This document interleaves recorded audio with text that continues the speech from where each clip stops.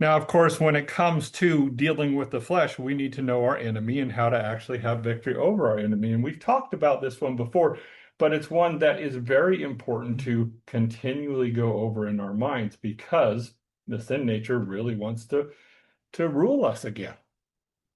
But over in Romans chapter 6, verses 4 through 6, Romans chapter 6, verse 11, and Romans chapter 6, verse 13, is the doctrine by which we as Christians have victory over our sin nature. So in verse 4, it says, therefore we were buried with him through baptism into death, that just as Christ was raised from the dead by the glory of the Father, even so we also should walk in newness of life. For if we have been united together in the likeness of his death, certainly we shall also be in the likeness of his resurrection. Knowing this, now here's your knowing part.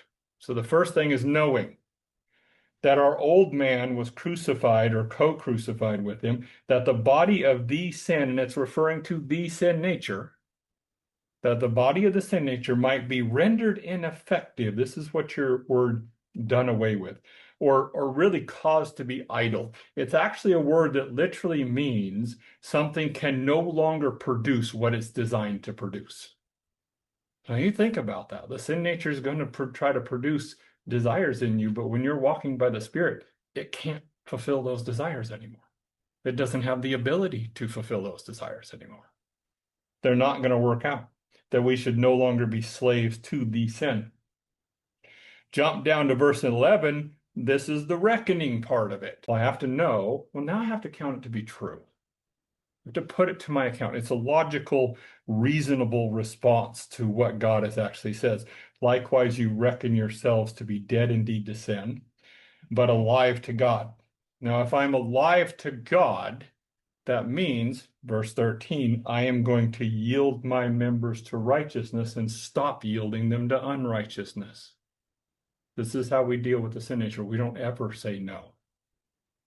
If we start focusing on doing the things that are right, and in verse 13, and stop presenting your members as instruments of unrighteousness to the sin, but present yourself to God as being alive out from the dead, and your members as instruments of righteousness to God.